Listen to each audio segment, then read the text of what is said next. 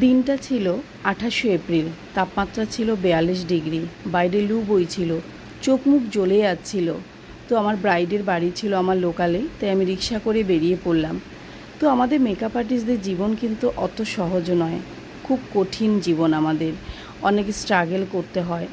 যতই লু বয়ে যাক, ঝড় বৃষ্টি থাক, শীত থাকুক না কেন, আমরা কিন্তু প্রতিজ্ঞাবদ্ধ আমাদের কাজটা ঠিকঠাক মতো করার জন্য।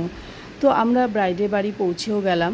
ব্রাইডের বাড়িতে একটাই ঘরে এসি ছিল, আর ওই বাড়িতে অনেক বয়স্ক অসুস্থ ছিলেন, তারা সেই ঘরেই ছিলেন। তো তার মধ্যেও আমাকে কাজটা সুস্থভাবে করতে হয়েছিল। তো আমরা বসেছিলাম ব্রাইডের জন্য। তো পূজা সেই আমার সাজার জিনিসগুলো সমস্ত রেডি গুছিয়ে দিচ্ছিল, ব্রাইডের অপেক্ষা করছিলাম। তো আমাদের ব্রাইড সঞ্চিতা, আজকে আমার ব্রাইড হচ্ছে বিরাটিতেই।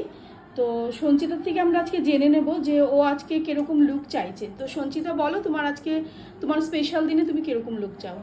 আচ্ছা, আমার আই মেকআপটা একটু সিম্পলের মধ্যে হবে, মেকআপটাও সিম্পল, একদম ফ্ললেস, বাট যে কলকাটা সেটা হেভি কলকার মধ্যে। অ্যান্ড চুলে হেয়ার স্টাইলে পাফ করবে না সামনে, just simple normal hair style করবে। ওকে, তো তুমি যেরকম চাইছো সেরকমই আমরা করার চেষ্টা করব। তো আমরা ফাইনাল লুক নিয়ে আবার আসছি।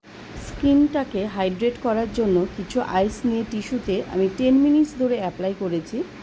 তারপর এক এক করে স্টেপ বাই স্টেপ আমরা সব প্রোডাক্ট অ্যাপ্লাই করেছি। আমরা শুধু আজকে স্কিন প্রিপারেশনটাই তোমাদের দেখাতে পারবো, আদার্স আর দেখাতে পারবো না, কারণ আমাদের পরে আরও বুকিং এসেছে একই বাড়িতে।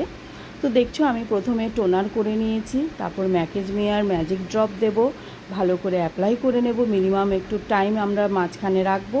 তারপর আমরা তোমার পিএসসির আমরা জেল বেস ময়শ্চারাইজার দেব, তারপর রিকর্ডের প্রাইমার দেব।